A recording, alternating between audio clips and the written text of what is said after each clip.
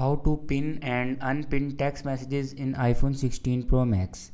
So let's start the video. First of all, open Messages app, and here you can pin this chat.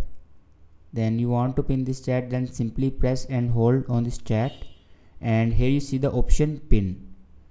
Simply press and hold, and you see the option pin. Simply click on pin. Your pin chat will be available like that. And if you want to open this pin chat, then simply click on this icon. It will be open. And if you want to remove pin, if you want to unpin this chat, then simply press and hold on this icon, and here you see the option unpin. Press and hold on this icon, and you can see the option unpin. Simply click on unpin. It will be unpinned app.